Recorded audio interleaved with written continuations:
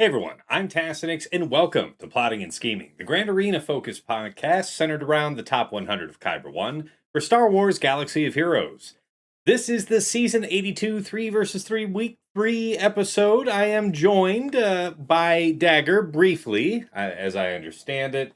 We've got TJ, Sasha Aisha, and I want to say Fatal's wrapping up his stream, or he's still going. When he realizes that we're live here, he might run on in, but we'll see. We'll have to play that by ear.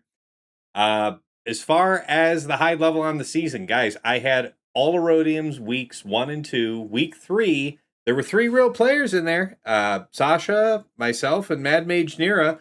And wouldn't you know it, I got Erodiums for rounds 1 and 2 there, and finally had one real fight all season long versus Sasha in round 3. We'll be talking about that just a bit later. But yeah, this means that for the very first time ever, I've gotten 7-2, I've gotten 8-1, I've never gotten 9-0. And that is how you get a 9-0 for a season with only one actual match played. That's maximum technique. Over to you, Dagger. How was your week? How was your season? What's going on? Well, there's a line from just a really bad movie that's really good that I really like. It's from The Three Musketeers in 2011. It's where Christoph Waltz's character, Cardinal Richelieu, says to whoever the bad guy is, when he's like shadow sabering somebody, he's like, the best part about an imaginary opponent is that they are highly skilled yet easily beat. Why is this relevant? Because I went undefeated this week. Why did I go undefeated this week? I didn't join, but I still went undefeated. Yay, and we're so very proud of you. And I still had more real matchups than and I still had more matchups than Tass this season. More real matchups than Tass this season. Damn, that is actually painful to acknowledge. Very good. No, but it was actually a really good week. All right. Well, good. Glad to hear that, man. How about you, TJ? How was the week and the season overall? 2-1 for the week, and then 6-3 overall. And I will take it due to real life stuff we saw. I was out last week. Tough, man. Tough to try to do anything, which actually impeded on my modding to try to get into the next week. So getting a 2-1 off of that, and then coming up against still a really solid week 3 opponents like every round. Yeah, I'll get with it. All right. I hear you. Sounds good. How about you, Sasha Aisha? You had 2 real rounds this week. Glad to hear that. I did. That was a rare pleasure. Actually, it was, yeah. So that made it, from a GAC perspective, a really fun week, honestly. And this was the first one. I think each of the other weeks I'd had one match or maybe even none.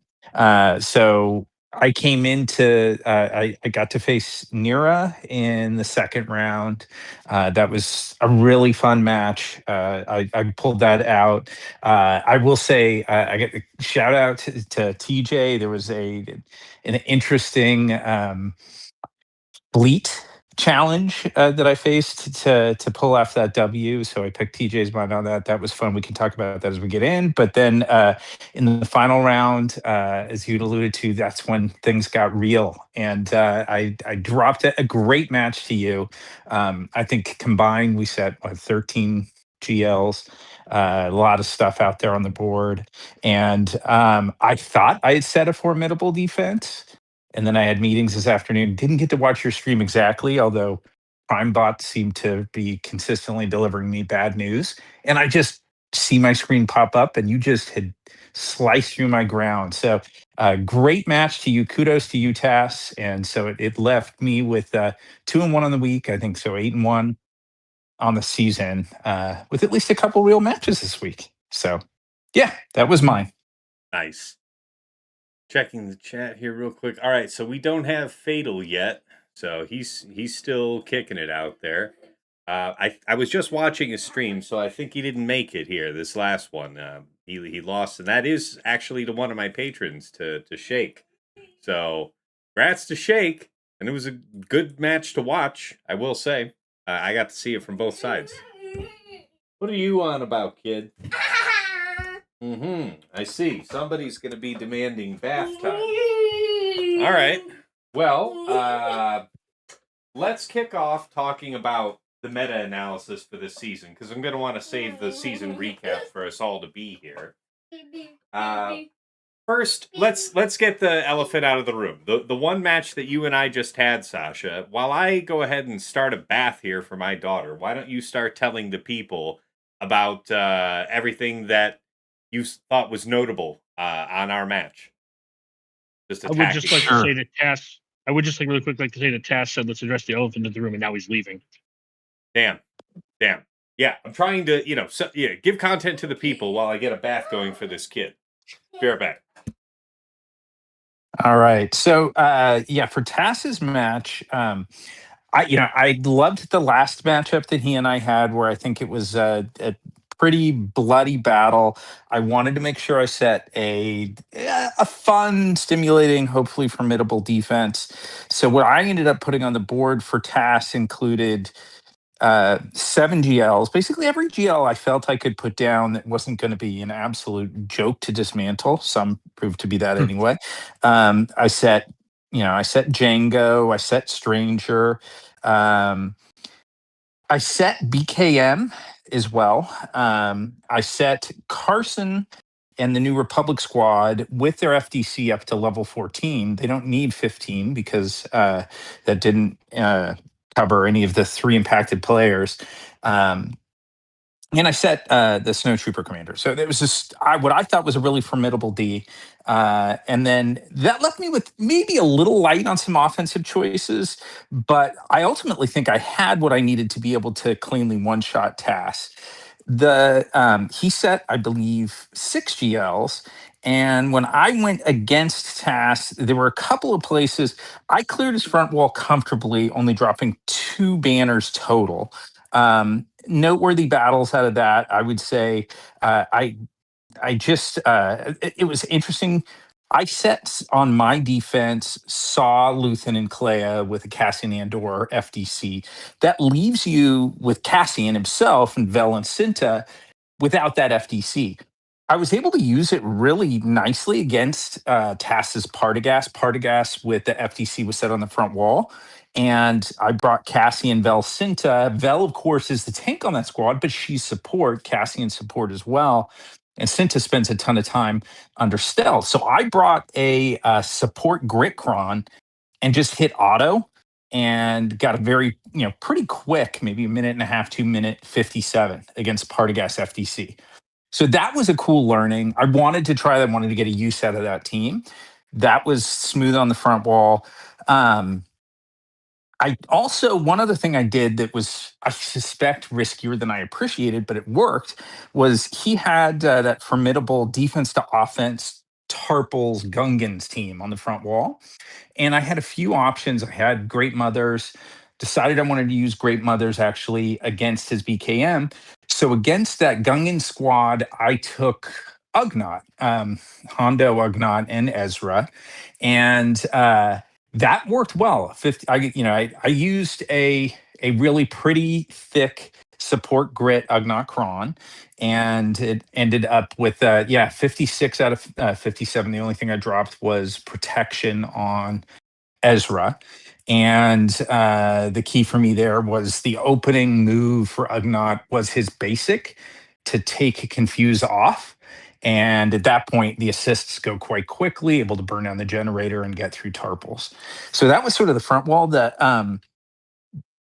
when I cleared that front wall, I actually felt like I had a really good shot at putting up like a 2080. I thought like, okay, I have what I need for the rest of these matchups. However, this 2 snafus came up. One legit, and really kudos to Tass on what he set, and the other one was just self-inflicted because I got curious to try something I'd heard about. But the legit one was he set GL Ahsoka, Ezra, and General Syndulla, not with the Grit Cron, but with a super high defense. He'd really optimized for defense on that Data Cron, which becomes a real challenge for Seabane. Seabane was the best option that I had.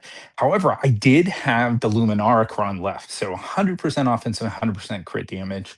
I knew what I was doing with that, like in that I need to build up mastery and like wait and don't do the ult until like I probably waited 3.5 minutes for that. had it on auto, moving as quickly as I could, still timed out. Like there was just no way to get through. It was ultimately like kudos to the defense. So that was great. Cleaned it up with Afra for I want to say like a 34 or something. But that was a well earned like defensive hold for Task. The other One thing I drop will that like, yeah, one go thing I'll ahead. say on that is frequently if I find that C Bane is going to possibly time out, I end up transforming after about 2 minutes against teams with high regen like Ahsoka just to keep Mhm. the shock down. And I Right. don't wait as long to transform.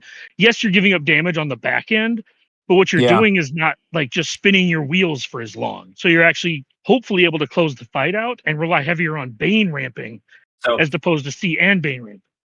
I'm going to give I you don't know if that 2 was points of applicable interest. here, but Yeah. I'm going to give you 2 points of interest to go specific to this, Sasha, because I think everything you planned for was good on point of reference, but where it lends to you didn't get enough real data from real life experience leading into this. When I saw the That's layout fair. on the back wall, what's the layout on the back wall? If you had Oh, enough real life experience to place it, you would have never placed Leia because I know it's Rhoda eats such it. Yeah.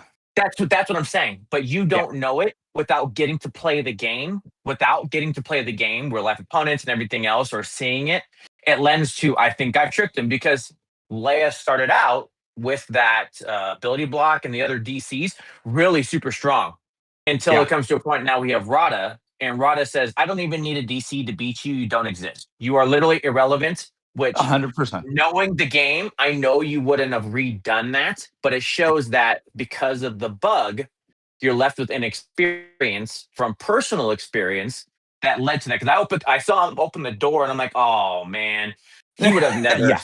No Sasha would doubt have at had experience 59. and never done it, right? Which would have given you Leia to push back on the Ahsoka. So it's like again, it's opening the door and seeing what we can learn from that. But I looked at that, I was like, oh, Yeah, there was. I that knew he would sucks. steamroll that at that point. Like, not totally Yeah. understandable. Um, the other drop that I had, which is a sort of a natural segue to my defense and some of the ploys that I thought I had set, but that the task navigated around. But the other drop that I had was to his snowtrooper commander with, the night trooper and dark trooper Peridia. And the reason I had a drop there, I actually had something I felt pretty confident with, which was just going to be Balin. And I thought that I would just be able to DPS down. Hmm. But instead, on my first run, what I ended up going for, I had heard that Dark Trooper Moff Gideon, and Scout Ah, can Okay. potentially even auto it. Now that was Interesting. the comparison that I'd heard was against like the FDC, like so literally the FDC with the FDC characters, which means Imperial TIE Fighter and Snow. So TIE Fighter and Snow instead of the Nine Sister variants. But I brought that in, and it was apparent very quickly. Like there just was not sufficient survivability when they had opportunity. They took Gideon out, Moff Gideon, the original OG, to take Demoralize off the board, and at that point, it was a melt. And I just quickly went back in with what I'd originally thought, which was Balin, and that was, I Balin, think, right? yeah, Yeah. Balin in a 56 just melts so Oh, quickly, you know? yeah, yeah, yeah. That's what I was gonna say. It's like I saw and everybody kept saying Ugnaught, but Ugnaught has other uses. So I'm like, where Exactly. else are you using Balin? And I pulled a 57 because we'll talk about Nice. specifically that with these new comps. And I'm like, yeah, you can use Ugnaught, but I can 56 something else versus Yep, Balin. I'm gonna beat you and you don't get to revive. So all of the shit you're trying to do to me is literally irrelevant in the fight. And especially that's right. with these kit DCs of having grit, America is just such a monster that he literally he eats the team apart. And so I'm like, yeah, this can't be that. This can't be this great. It's gone, but you're not pulling Balin anywhere else. So he Right. becomes like another Afra, another high B counter to do the offsets. So you trying the D Team G is definitely some of me, Sasha. So at least we're Yeah. on the same track because I'm like, I don't need Ugnaught there. I'll just use Balin. Where else am I going to use Balin anyway for good banners?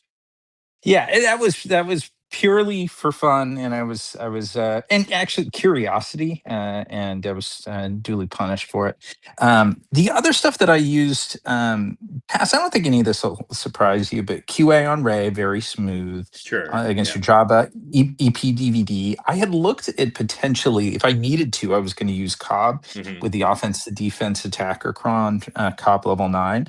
Your defense was so high on Java that I didn't want to push my luck on it, but the data looked surprisingly good with that. Hmm. Um, then Treya was a very easy 57 against the New Republic squad.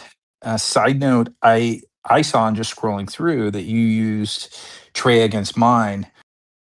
Yeah. That, like, I kicked myself. It's interesting. I had assumed it just had not thoroughly read the FDC. The FDC makes a reference to immunity to instant defeat. That immunity is only in effect. That's on the Zeb FTC. That's only in effect if he has a taunt. For some reason, I thought it was, as is so often the case with FTCs, if they put that in there, it's just there, like as long as you've deployed the FTC. But no, because there was no taunt. I really thought you were going to time out using Treya. Like that was a deliberate ploy on my part, thinking that you would. Um, Oh, okay. Yeah, because his FTC, whatever, I think he's on whatever level 6 or whatever it is. Maybe it's level 9. Yeah, That's level 9. 12. Yeah, 9, Oh, there 12. you go. Yeah, it's up further along than the other Yeah, first two. It's yeah, Ellen and then it's Carson. yeah. I think it's like $60 further down.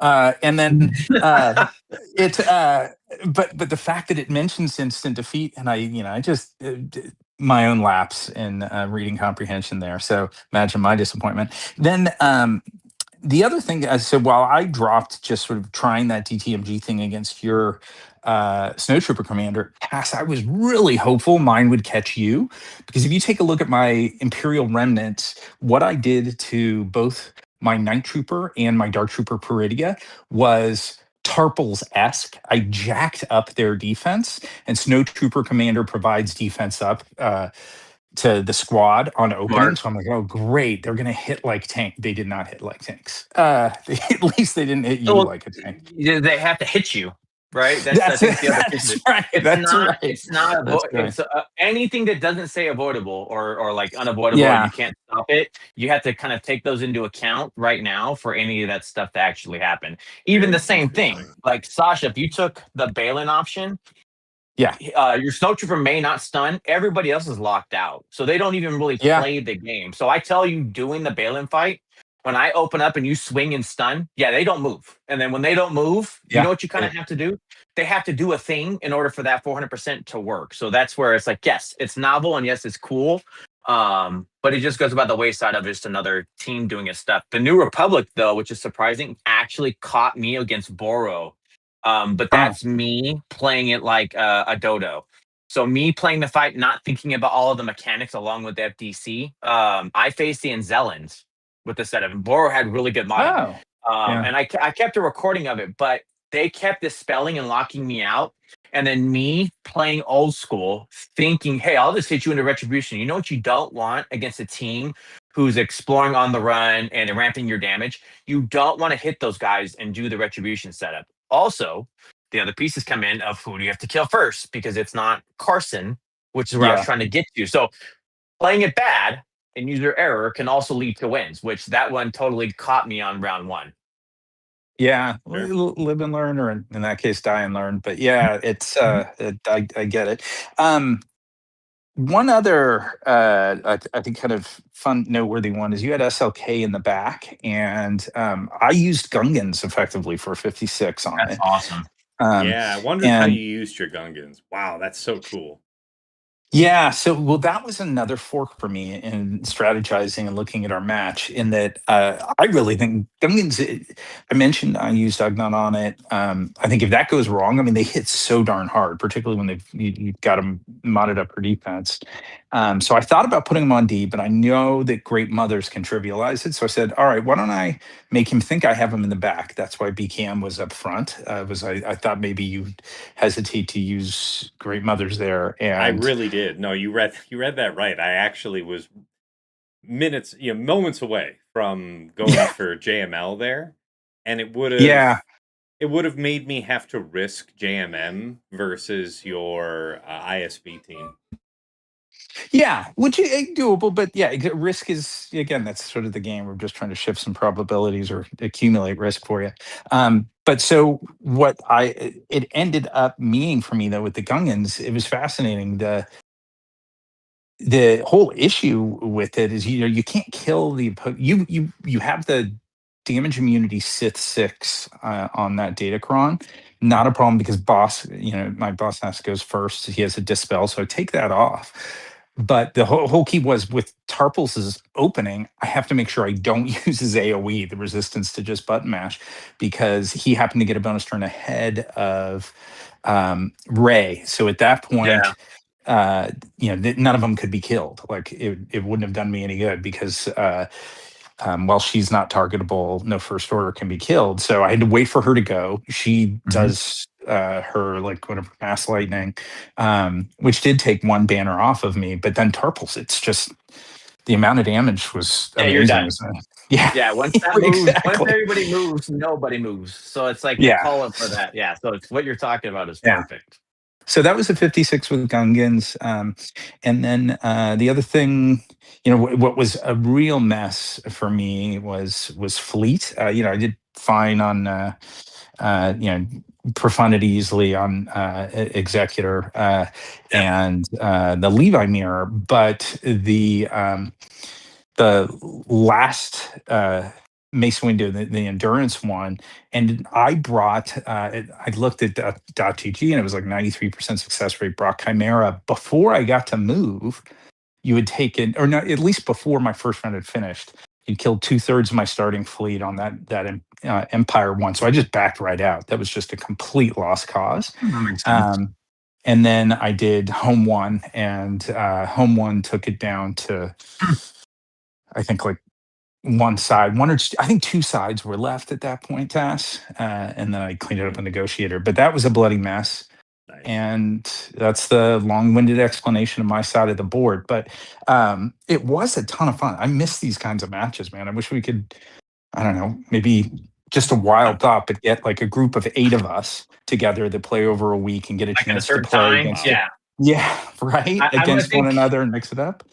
I What a feel like time. Sasha, Call me you're at the crazy. point of saying I feel like you have to say what Tess says, which is I miss matches. It's not just those kinds. It's in general statement of I miss using my Yeah, toys for actual purpose and reasoning. It's true. exactly. But Well, all that being said, this was a ton of fun, dude. That was a I'm lot of gonna give fun. you I'm gonna give you the one. So it's like please. it sounded like we got to a week, and this is where I want to talk about it. The best defense I saw, Boros was amazing, and I lost to it rightly because not understanding the things he bought two FDCs and he did it correctly. So he deserved the win. But my last round, I fought my buddy, old guildmate, been with him years. He's on my fleet shard, Obi Rod. So Slayer. He's been in the top 100 player. He's 17.7 million now. So he put a little money into the game, He's a which is bigger great. But boy. but what he did was kind of like your logic, Sasha, but he placed everything else to make forced decisions. And the only reason I won, and I'll go back to it, but it's where do you use Rada? And this was the most amazing thing to me. He lost with his Rada against my Django FTC with Forlom. And so he told me that it deleted his team, like his Rada, which would be R10, everything is set up. He didn't have the FTC, but it didn't matter with the setup. Took him out, and I think he said a minute and a half, I think is what it was at. So that was shocking to me that Django, That's it's awesome. killing Leia, it's killing. So that the using the Rada in the right place can be such a differentiator. Yeah. Like for me this week, it was all LV. And I know we talked about modding. I know Tass saw it. I did put mods on my Rada, but I focused more on the defense with the right setup. Because, hey, we get this 400% DC thing. So that attacker cron with the setup was my saving grace at just deleting LVs. My thought being, what better way than coming away instead of like 56 or having to do Satil for 57 and keeping the 59? Because the other ways you're going to go is mods, which can fail, and you're coming away with what, 54, 55, 5 banner lead ahead because anybody else who's not Sasha and playing the game is not placing Leia. You're just not. Leia goes away because you don't even need a DC to beat it. But what Slayer did is he forced all of my hand up front. He had the busted first order cron with SLKR. No Dre level 9, but I don't think it would matter. But the right Well, level when you say 6. So busted, damage. yeah, what makes it busted? Fill us in. It's the bug, and Richie, one of your patrons, we were talking Mhm. about it and showing me. It's got the bug with that long level 6 where it's like 1,000 crit damage or whatever. I know the numbers are in there, but it's off. So I know resistance is off, and I know first order, but that's the reason for the first order. Well, I can't chance Bane there, so he put the first order up front. He puts Django up front, so that you already know you have to respect that. He put Saw up front with the Cassian Cron. So he put all of these pieces where I can only Satil or SLKR or do this one thing and still had Stranger in the back. So he pulled exactly what resources he need. So that's where I kind of, and Task watch me, I'm going down my normal ADHD rabbit hole of like, I Yep. need this to work, I need that to work. And everything did exactly as I needed. And he put the Stranger in the back with the 400%. But what I did is I kept Stranger, and thankfully I did. He had the resistance long text level 6 on his Ray. So I moved my Queen to that Stranger. That doing that setup saved my ass because it played just like normal. And with the setup, I was able to lock through and keep my 57s going. So resources and setups were great, but it was awesome to see that Django gets to yeet the Rada, which I think we've talked about here. Not everything is going to be Rada a bowl, so air quotes, and also that just something like Django can take him out in a minute and a half. Nice. Interesting to know. Yeah. Um, neither Sasha or I had the new FDC for Rada, so neither of us had him on defense. Didn't have to I, navigate that. I So this is where it starts. I played it round 1 against, again, Boro, which I think had amazing modding. 13k damage, 340, something like that. So we had the damage set of crit damage triangle.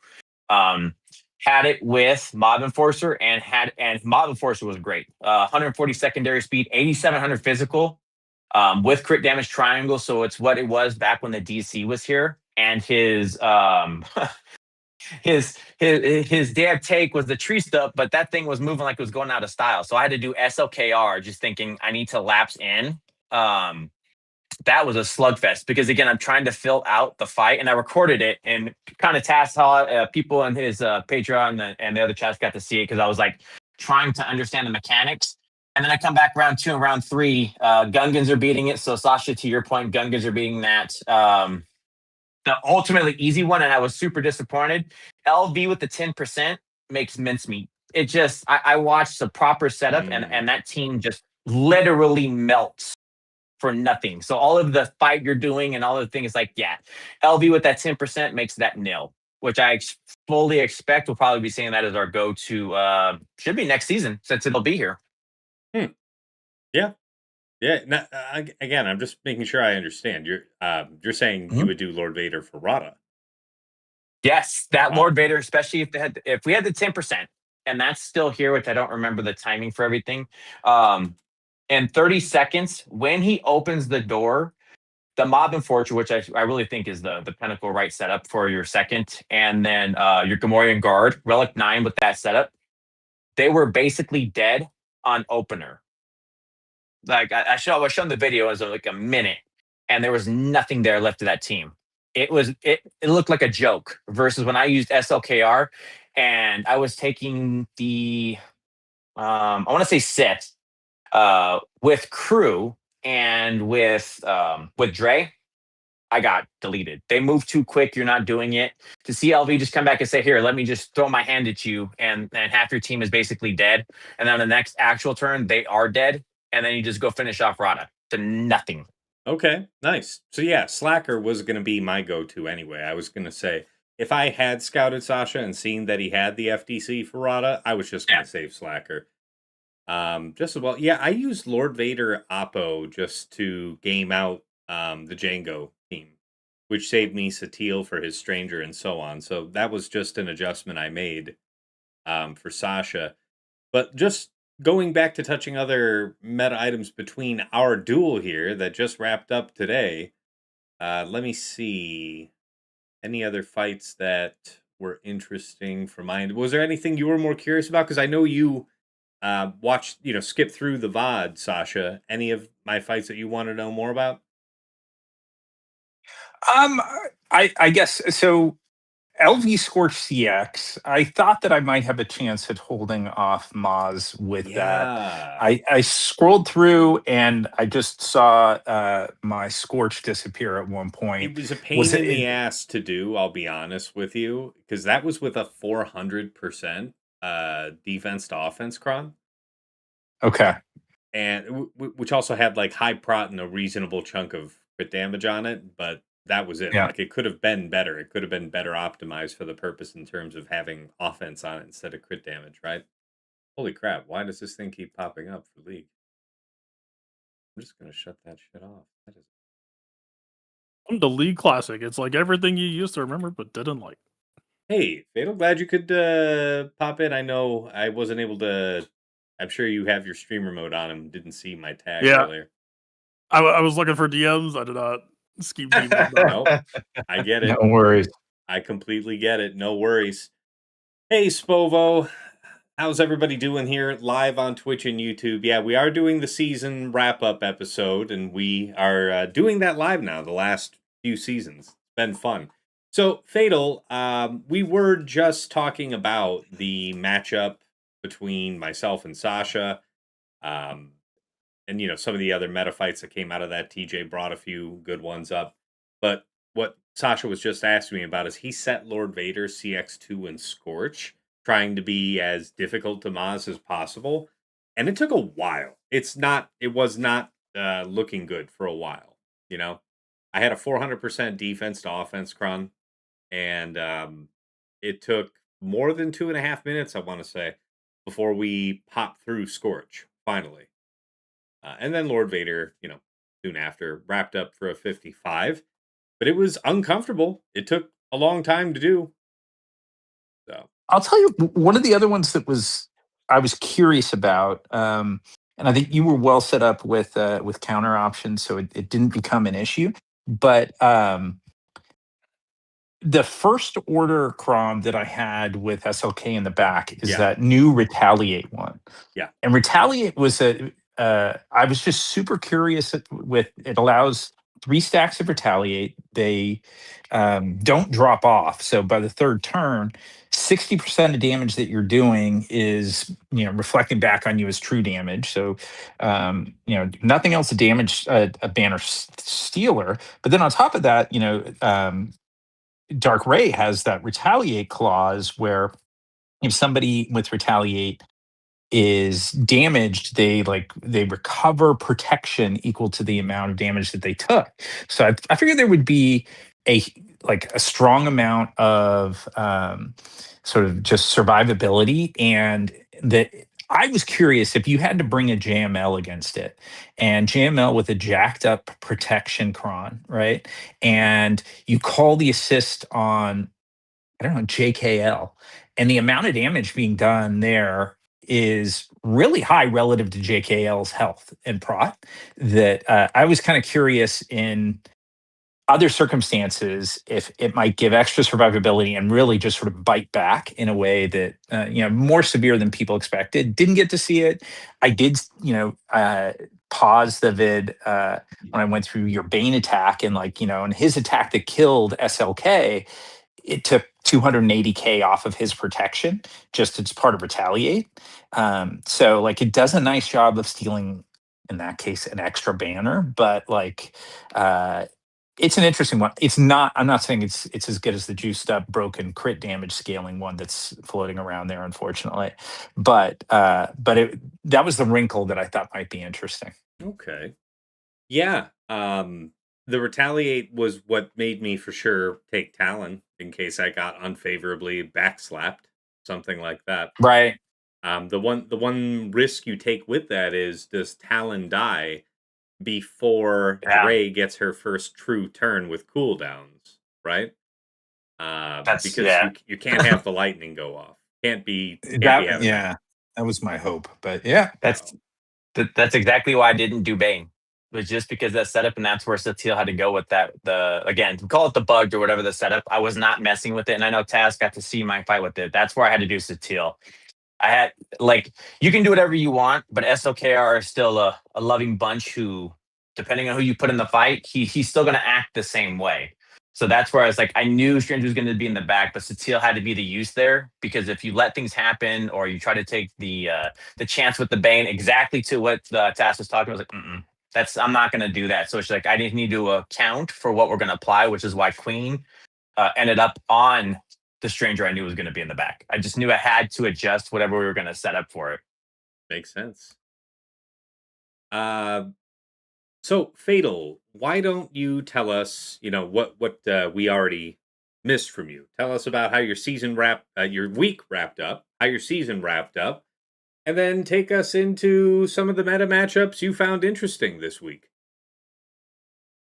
The week was broadly just representative of the season. I just didn't really have much time for the game aside from worked on a bunch of, I believe, fairly unique matchups and just continued to hammer away at that. Week went 2-1. I feel fairly confident saying that it should have been 3-0, but I went live with 65 minutes. Just didn't have time from Crazy. I thought if anybody could pull it off, it'd be you. But I mean, I was gonna say Fatal found his place of this. This one did too much.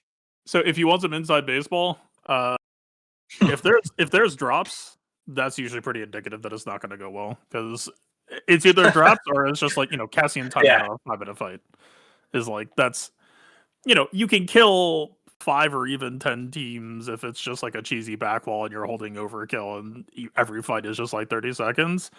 The moment that like I dropped like 3 or 4 times in the back of my head, it's like pretty high confidence that it's probably not gonna be able to clear. I think you've called it fairly well with your stuff, Fatal, when it comes down to I can do one or the other. I can't do both. I can't live in both worlds. I can either do the testing and we can see what's going to happen here, or I can go the hyper efficient, this blah, blah, blah, and it's going to go. But you know what I can't play? I can't play both games. Well, to some degree, yes. To another degree, what I did today would have been fine. It's just a bunch of things failed when they don't normally fail. So, that tends to cause issues. It's just learning experience, right? At the end of the day, when winning is no longer objective number one until Erodiums get fixed, all I really care about is putting up entertaining rounds that are still hopefully competitive. Like I feel like I did pretty decently today. It was just there were some cracks that need to be smoothed over, and they shall be smoothed over. And I imagine things will be fine in the future. 2-1 is perfectly fine to be compared to 3-0 when how many Erodiums are in now? It's like over 50. Like my running theory is that Jar Jar brought enough hype in that like this is like the biggest Erodium wave ever because people saw the new era and were like, oh shit. I gotta come check this shit out. I don't know. It's really, really bad. It's about it is worse. It is worse than it has ever been. I'm really thinking about it. I'm trying to be fair-minded about it. This is really It's bad. a fascinating thought, though. What just associated with what Fatal just brought up is like the health of the high-end GAC competitive ladder inversely related to the health of the game, because the reintroduction or just return of a bunch of players is exactly what we need, and that'd be fantastic. But does it mean that like we have to then suffer like kind of by definition all the Erodiums then come back and float up and ruin the top end of the game? We got the New Republic era, and it convinced me that like climbing was feasible again. That was the headwind that against returning that was going to solve it. But yeah, I don't know, man. Yeah. Please continue. No, I can talk about the fights. It's kind of well-trod territory at this point. I guess the biggest addition this week was Mace against Bounty Hunters, which worked once and then didn't work once. It did exactly as advertised when fighting the Mando variant. Forlom. So my assumption was Django's got the health unique. Visage has the bulk unique. So like naturally, whoever is third probably going to get handcuffed. Didn't really follow up or do much more thought than that. Forlum is apparently just fat as fuck. So doesn't matter that he doesn't get bulk passes. The handcuff one on Django, and Forlum got to like 4 investigation stacks. I don't know. I'm still not that much of a mace expert, so I don't, maybe my mace isn't that great or whatever. It wasn't like a terrible fight, but I did eventually end up getting investigation on Forlum. I think I did get Forlum out. I got Asajj very low, and then handcuff were off on Django, and that was just kind of it on the spot immediately. Just everyone died. Also worth noting though, my GR squad was on protection primaries. Asajj doing the protection disruption. I ran a Datacron with like 80% health, 70% defense to try to shore it up. Could that have been better for the matchup? Yes. That Datacron is gone though, so like something would have to go in its place instead. Maybe, what even would it be? It's still an interesting idea. Although, wait, is Django Kron? Nope, gone, sir. The brown goes away. We go away after 5. We won't have that orange set when we come back to 3. Right? Okay, so no future learnings aside from just. The thing that I'll take away for the future is this is the second time now where in the back of my gut it was like, isn't Mace actually kind of well indicated here?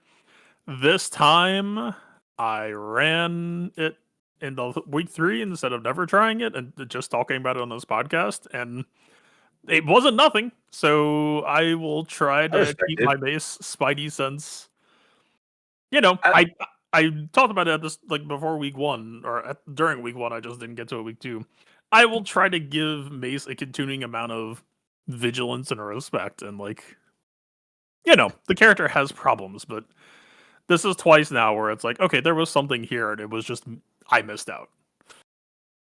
He dearly had a good Datacron to back you up and support it too. So it at least lends to the reasoning of his where he gets to play the game is much higher. That level 9 with the protection disruption did some really good stuff. Not saying anything against what you're using, but also the setup with the Mando is night and day from that Forlum. I know you missed it, and I know we talked about it before, Fatal, but that actually, I faced Obi-Rod, and he is a Relic 10. He brought really good stuff, and that killed his Rada. And I think it was in like a minute and a half. And I know we've talked about not every place you're going to use Rada stock and do else, but that was pretty novel in knowing where with the Mando version, I think I took Seer. Like it was nothing for a 57. But then you go look at the comparison to having 411 there versus the Seer, that was like 40% at best. So night and day comparisons to which is the best and which is just kind of like Well, so how was your Rada builds, out of curiosity? Mine? So I never used it on that. I played it somewhere else. His. So Slayer is the one. So Obi-Rod is the one who used his Rada against my Django. And that ate his Rada up in like 90 seconds. So I don't know, but I just thought it was very interesting to hear, especially with the mechanics of the attacker con or something else, that in that quick a time, that Rada ate it. And the only person dead on the fight was Forlom. So we still have the Super Django who's going to be there to do anything and Ventress to do the work. I'm not saying for sure that Rada can beat it, but this is kind of what I was talking about last week, and this is kind of the first instance of my feeling on it is I don't know that it would so Rada has a ton of possible bulk and defense. That's I would definitely be curious to see were they on protection primaries? What type of Datacron did they bring? Because and even down to again for the future of Rada, there are some pretty significant differences in how you play it. Of do you just need a stun opener just to throw them off of their rhythm or whatever? And just we're used to I agree. We're used to Bane and Wampa, who are I'm not gonna say auto, but there isn't a whole lot to necessarily think about there most times. That what I was trying to advise to people last week is think about the hole that Rada needs to fill for the matchup. And in the case of Asajj full on Django, that's just insane on parallel progression or aggression, right? So Oh, Yeah. I agree. I just laughed at it because it's exactly what everybody's been talking about. That it's not just everything is Rada food. And I think the call out that it doesn't go just like, oh, this is Rada, I'll put it here, right? Because like I said, I put mine as the highest level was LV this week because I was wasting banners with something else. As long as I'm okay with the healing immunity to apply, and I can work through the dynamics. 'Cause I'm on a defense build, so I did put health. But I took the attacker for 100%, and I think I was up to 65 or 66. And even then, I still had to play the fight. So exactly what you've called out stands true.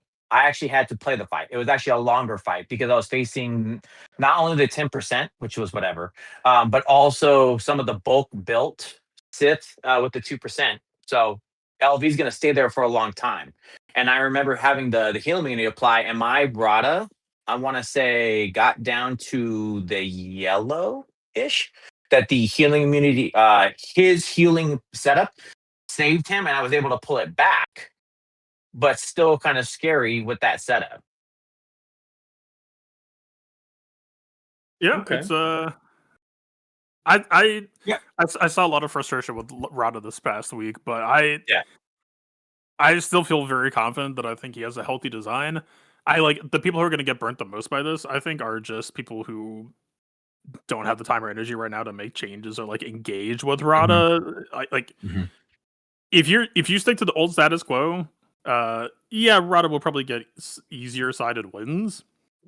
But yeah, man, there's a ton of push and pull that I like in a weird way. He almost feels like a miniature rework for the game because it just gives every team so much to think about. Like it's actually insane how much theoretical content a single character has added for just like puzzle making. Certainly in threes, right? 5v5 more. I mean, if we're talking Rada solo, Mhm. right? I I mean, still think that it's gives you 5-2. that gives you 2 extra slots with which to possibly beat his ass or time his ass out. So Yeah. And not every fight is the same. That's I'm telling you to the point of the just playing the fight and looking at what people are doing. It's not send Rada and win. I think Fatal has probably one of the most accurate statements towards it, and I applied that to know that I'm taking it against what I've probably feeling was the best thing to use right now in the LV. And then hearing that the same fight, Slayer, who's got the R10, I know he's got a well of modded setup, and then Django beats it. It's like, okay, this gives you the prime example of not all things are created equal, and that depending on your modding setup and how you're doing it and what datacron, it's not just the easy win button that I think everybody designed it out to be until we got our hands on it. Fair. Other fights that you wanted to cover here, Fatal? I mean, I'm gonna just run the gamut. Just whatever you real thought was worthy of mention. Yeah, just kind of rapid fire. Cassian versus Jabba still treated me quite well, but in this last round, the AI basically. So normally the flow of the fight is you try to get to double VIP. You always prioritize VIP on Vel first, and then normally, if the characters are fast and I was running that 15% special TM cron, there was always a second VIP, right? It would just you would naturally go fast enough that eventually your Cassian would take a turn, Vel would still have it, you could give it over to Cinta. But the AI basically, as far as I saw, never gave me a chance to do double VIP. They either never hit Vel when she didn't have DI, or would immediately remove it that I had to put it back on her. There are some differences in how I could play it, to be sure. It was just trying to get used to Cassian as a complicated team. Like it was definitely a learning hurdle that when I played the fight, literally all I was thinking was just, okay, one VIP or two. Okay, one, do that, keep mashing buttons. Wasn't really thinking about anything else. And it's like, no, there's other stuff to consider here. So it's almost, I mean, I guess it's ironic that it's also a Jabba counter. In a weird way, this is almost kind of feeling like the sequel to Marin versus Jabba in some ways, because it's like, the counter works, but there are discoverables over. I mean, Marin, it was a discoveries over the course of years. This is happening faster, but I still feel confident in it. Even the biggest hurdle is going to be losing that 15% special TM, but I'm also like possibly picking stuff up and learning. And like, okay, what if we just go for Bausch sooner? is definitely a possibility. ISB versus Ray, I did take KX back over to crit damage triangle with defense sets, and that was immediately noticeably better. Okay. Yeah, got to fight Cal. That went fine. Got to fight Barris. Barris was depressing because ISB doesn't really have a dispel in 3v3, which is annoying against Ray normally because you can't get inspired off. But in this case, Barris just never got to use her Zeta until she was dead. Straight up, like they just had crit immunity until like she went into lock almost immediately and then died thereafter, which was kind of insane how bad it was. And then in round 3, someone posted Ray Barris Crex against me. I mean, they didn't have Ray Barris Crex is only really a thing if you have crazy defense, which they did not. ISB, not really caring about Barris, but also did pretty well against Rex. That was no issue. Trying to think of what else. Oh man, is the round still up? Can I check the map? The round is over, isn't it? Yeah, I think so. Only up for the first hour after, right? Yeah, it's only the first hour. Oh, Bad Batch versus Power King Hondo. I can just pull up my stream. I can just cheat. Yeah, I remember seeing that. Yeah, I remember seeing you pull that off. Yeah, so we knew that this was going to come back the moment the Vaynercron went away. This was Tom Ford had originally been the one to kind of realize that it ported over to 3v3. Mainly over the course of the season, the biggest changes were speeding up Omega as the main one, just really trying to keep her active. Wrecker tried to speed up as well just to get some extra value. And it really feels like this kind of tightrope walking act of it really seems like if you can get to the 3rd armor shred on Vayne, that seems to be where the windows open the most. You're still kind of at the mercy of did Vayne just assist and now he has plus 4 billion defense that you have to wait for him to take a turn or not? But yeah, all in all, like it did feel responsive to the modding. My record did go into captive once today. I was fighting a Brutus. So maybe, I put him up to like 260 speed. Maybe if I drop him down a bit. Grax is right. He's calling out in the chat. It's week 1 and 2 are over quick. It's still there because I was able to go and look at the game. So it actually is in game so that you can see the this last week or these last rounds. Oh, right, sick. I'm flying blind. But yeah, so that was also like a textured, just kind of have to hammer away at it and watch out for some potholes, but it did get there in the end. So yeah, I still feel confident that, still kind of happy to continue doing that. Let's see what else. ISB JML 58 isn't really that exists. Don't boast ISB probably unless JML is going elsewhere. JML versus Starkiller. 2 for 2 this week. Sorry, JML versus Stranger Starkiller. Yeah, so I saw that was an interesting push for you, right? Because you were successful, JML with JKR, and you talked about that last week. But then that cost you a little later, didn't it? So basically, I had originally done like when Stranger was new, I believe Lightside Terminator existed, so it was a lot easier to do this. I tried it last week and kind of screwed it up.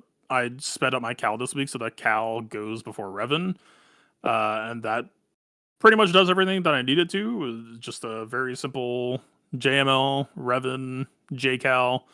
It's a little bit easier to say to do right now because we have the Basla 9 and like I don't, I have so many off-meta characters at the moment that I don't really feel pressed to use power teams anywhere. So Satil, Basla, Jolie can just pull up on whoever with the Basla 9, and it's not really going to be a fair fight regardless. Maybe when that goes away, maybe it'll feel worse or there'll be some villain. But for now, yeah, Revan is unfortunately pretty core to that. I guess we'll be getting Leia soon. I don't know. Honestly, Leia might not even be that good for that matchup, or well, she would maybe be good in her own way. But the whole idea is just you F-Lix so that you go first. It's kind of just trying to remake the Lightside Terminator Datacron in the aggregate.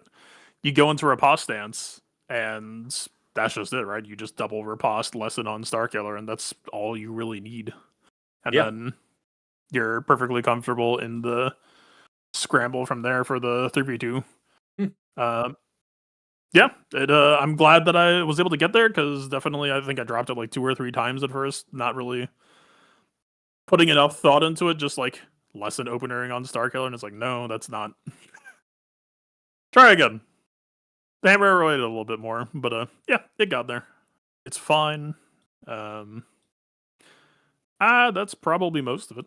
I like Oh, I don't appreciate have it. much to say on. I am aware of everything that everyone else was doing. I don't really have anything to contribute to it. Completely fair. Yeah, I only had the one round, and I just, like I kind of what I did for you, Sasha, is I mapped out the one defense I could see for you, and then I kind of tried to read the tea leaves and remove the three weakest teams and replace them with Carson, with Snowtrooper Commander, and I want to say one other team I expected that I can't immediately remember right now. But saving enough that I thought I was good for that. That's kind of how I tried to thread the needle there, and I had it. I had what I needed to get it done cleanly. So it was really really rare to have a clean round against Sasha, especially when we had a defense that performed. Sasha's, I posted a high score on Sasha, and then he, blew through my defense as well. It was a really, really exceptional day and fun round if you're going to have only one. So, before we move on to talking about the season overall, our season wrap up, the state of the meta, that sort of thing. Any other meta matchups that we did not otherwise cover? Going once. Going twice. I'll give you one. I think you called it out, and it was really novel. But I saw exploitable. So I ended up doing the EP DVDE against the Java, just Yeah. because it was one. But you called out that you saw in the data that high defense could trip that up, and then Yeah, or strip Slayer, so banners. Obi-Rod, Yep. Obi-Rod placed that exact setup. So I thought it was very fortuitous that you bring this up, and I'm like, yeah, it'll be fine. So again, I did it off stream, but it was like I ended up getting lucky. He had higher relic delta, so it was 2 10s and a 9 versus 2 9s and an 8. But I ended up getting super lucky with the timing that Deathmark ended up on Chrysanthemum. But I still got down to, I think, the last 30 seconds. So I spent probably 3.5, 4 minutes, whatever it's going to be, just fighting the Java to try to get it down. And could easily see if I did not get the death mark to apply or something else that I was probably going to get a hold. So I saw the light, as it were, of what you were talking about, and that's why I made the comment. Is like getting that death mark saved my ass to push it out, but definitely not a just push the win button if you get to go take the EP, especially with that Sith setup, and you didn't get the death mark, or the things went longer, or something else didn't go like it was supposed to. Yeah, So we didn't get Java is any death basically marks. TLDR. We didn't get any death marks. We just, pop go the weasel. That's what we did. Yeah, yeah. He had a really good setup, and it was not just a pop goes the weasel. Pop goes the weasel. So that's why I comment on that. Luckily, I had dark side speed up, so I was also getting to lap even, we'll say, faster, so to speak. But with that, I felt the difference in the fight, and I could absolutely see where that would hold, which was nice to see that Java wasn't just something where it's like, oh, you can't put him on defense anymore. Sure. Yeah. I did want to make mention that Sasha set the executor, the bounty hunter ships, but without the executor capital, he set it with endurance. So that's really weakening Profundity's chances in that matchup, because so much of what makes Profundity great is, if the enemy capital ship is Empire, breach can't be applied. Allied ships to the Empire capital can't reduce their own cooldowns. It's all this specifically anti-executor stuff, anti-bounty hunter stuff that suddenly is now available by you not having an Empire capital leading the fleet rather. And yeah, I had saved home one for that, and I was kind of, I really saw very little, if any, data on it, and I thought, do I do this with the Geos or do I do it with the Rebels? And I thought I'd do it with the Geos, and then I killed only Profundity, weakened a bunch of the other fleets, and really just could not get through Houndstooth. So if anybody knows for a fact that Rebels would have been a slam dunk, there you go.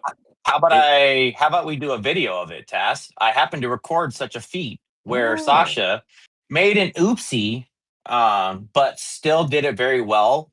We kind of talked through the process and looked at it, but I happen to have a video of said fight, but with Negotiator starting. And I honestly think the Negotiator might be harder because of the mass assist attacks that he fought. I can put that in Scheme Team. I did a recording, man. We're good. Please, We're getting we'll next go ahead level and pull here. that on screen for sure. Because what I went through is, and why I told you the Rebels is the one thing that happens without the Executor being there. You're just playing the old school fight of the Negotiator with the Houndstooth setup, right? So it's you want the breach, you want the other things to apply, but I'm like, there's way too much damage that's happening from your Rebels that I think you can just outright nuke Punishing One. Who cares about what's happening? You're taking a million turns and they have to catch up to you to do it. So that's why I was talking to Sasha. I'm like, there's no data here to support it, but Sasha, why doesn't some OG Rebels coming in, calling you're assisting in a setup, just make that nothing, makes it null? And you'll see with Sasha's fight, he made one choice where I would have done something different, but it doesn't matter. The fight still cleans up. And you also know you're timing out with an R10 Negotiator that something's going to happen.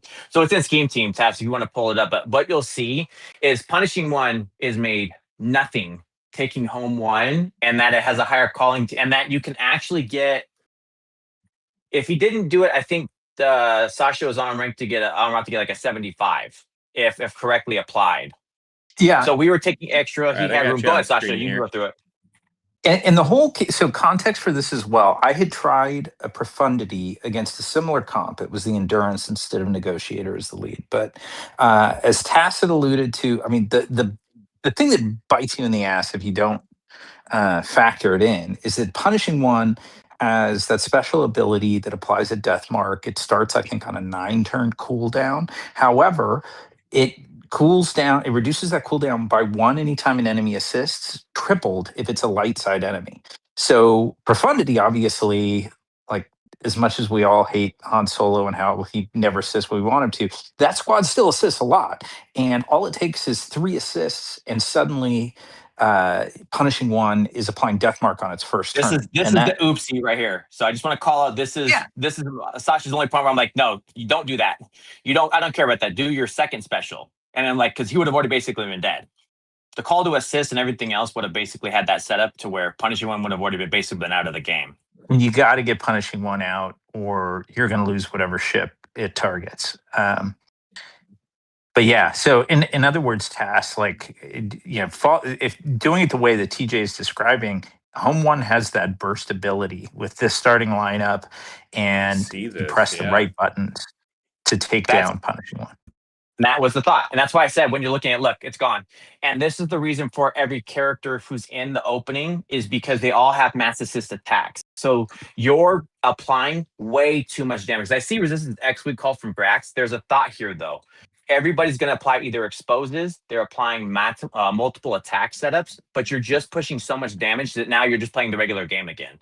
And we took 2 extra characters, not needed. You could have absolutely controlled this fight mechanism. So as I said, it's novel doing Negotiator with the bounty hunters, but just playing through the kits and everything else, Home One on offense is a monster. And just doing the standard Rebel comps, they have some really strong people. Kyle is awesome at applying damage and pressure.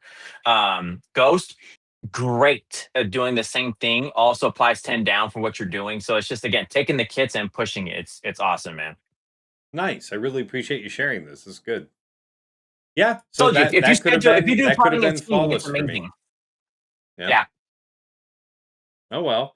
I mean, now I know, and yeah, since the meta has become such that everybody saves Profundity expecting to have to fight Home One. Correct. You either fork Home One by you fork Profundity by having Home One and Executor in the back, or you just take Home One on offense. And that is a really valid choice for a lot of these tricky little fleet wrinkles that some of the folks here in the top end of the game, especially the Phantom's Menace guys, like to try and manipulate and move around. So fair. Any other meta items, guys? Okay. Let's go ahead and talk about, the season overall and the state of the game, state of the meta. Obviously, having one round of my own, it is what it is. I think we've said all there is to say about that match. But, I was able to host some guest streams this season, help a lot of patrons with their matches, some, great time spent with Grand Arena clients, and I was able to pick up a lot of what it was about. This was a pretty fun meta, but it's kind of regular meta, right? Like new things popped up. You learned what were the new wrinkles, and you had it kind of worked out here. The only reason why there was a bit more life in week 3 is we have the new era units introduced, right? Otherwise, it was a good meta, but maybe not a very standout one. And considering that some of the most standout ones have also been the most noxious, I guess I might be grateful. So I don't know. I'm sure I'll have some things to say after you guys go, but how about you, TJ? What do you think about the season overall, present state of the game? Season overall was fine. I think the status. I don't like the timing. This schedule change for me, and I know we'll get to it, and there's reasons for it. Realistically, this is throwing everything that I do kind of out of sync. And I live in a very tight schedule based setup. Just looking at how we have to schedule all of us to get together. My schedule is my biggest criticism right now of where we're at. Season overall, I think it was fine, man. My week 2 of going 1 and 2, that's just real life. If I was able to give more credit, again, fighting great players, doing the same thing I actually had an Erodium, which is few and far between for me. That never happens. But other than that, fighting in the top guys and doing that, the losses were legit. Real life happens, but other than that, I'm good, man. I'm okay with the game. If they just make it bigger is my only thing, but that's not a real solution. Um, Seeing this come in and then getting the new toys to play with it, and then having the DCs, this is. I would hope. I honestly think that would be a great add-on to see every season of something of this caliber. To where week 1 we have no data, week 2 we have refined data, whatever. Week 3 it's ruffled up, be it not just the new Datacrons, but characters or something else. That kind of cadence of throwing chaos to the wind, because basically what happens is we have no data again. So I don't care if you have insight. You can't go insight the Rada with the FTC with that setup, and that was awesome. You were literally playing flying blind at what's coming across. So there was life watching these come up in these fights, and what task we spent literally hours just dissecting Boros fight with my SLKR, how I could do improvements. That's great. This felt amazing to where it's like, man, overall, I couldn't have asked for a better season for the thing, even in a world we only got what 15 slots right now. Yep, it's true. Yeah, I had a lot of fun. All right, anything else from you, TJ, on that? Nah, I think we did good, man. I'm excited to see it. Let's just keep the momentum like that going, and then also, I don't know, whatever we can do for fives, because we're gonna go back and have only 11 slots, and that does matter. Yeah. I've been kind of just down on fives for a while now, just because it feels so constrained. But anyway, let's move on over to Sasha Aisha. How about you? How'd you feel about the season overall, current state of the game and meta, so on?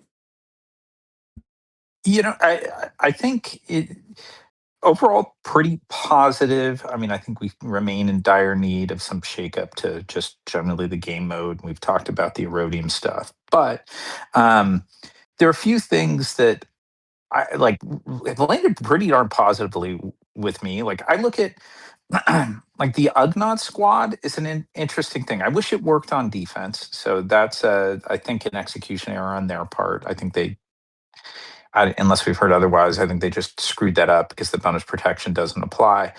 But the concept of elevating like some random characters with temporary FTCs, like I was thinking, what if you took Darth Sidious with some Galactic Republic or whatever, and he could manipulate them, and you get some random thematic combination to elevate fringe characters. I really like, so I think that was a fun element. Rada seems pretty cool and seems, at least initial, fairly limited impression, in my view, seems well designed. Um, and I like the concept of FDCs or just datacrons in general elevating a solo character to play with a squad. Like, I would love a datacron that puts, OG Darth Vader in lead, but allows Wampa to be his pet, right? Something like that. And Wampa gets the solo capabilities. Like, stuff like that would be pretty darn cool.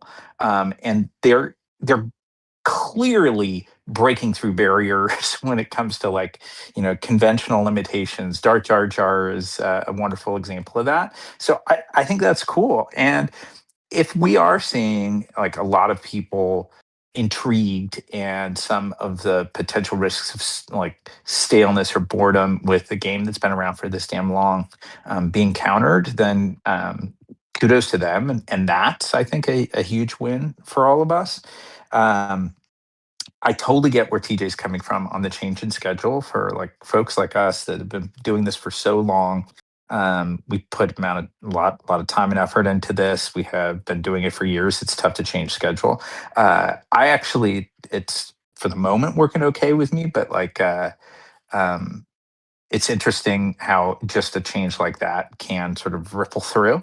Um, yeah. So overall, though, I feel pretty positive. I just hope that we get some news on, and I don't know, I'm a broken record on it, but I want something on GAC at some point. So yeah, that's where I'm coming Yeah. from. I hear you. All right. Last but never least, Fatal. How about you? How'd you feel about the season? I mean, I know you said, overall theme is just having time to play the game, which seems to be pressure on a lot of us these days. That's completely fair. But aside from all personal restrictions, how do you feel about the state of the season, state of the game? No, I'm really enjoying the game at the moment. Like, yeah, man, it's there's been a lot of good crunchy stuff to like really sit there and think about. I have it was clunky and weird to go through this season. Just like, I know this is the matchup everybody's been thinking about and like wrestling constantly, and I'm just a blank slate, deer in headlights. No thoughts on like what I should be doing here. I don't even know what other people are doing here.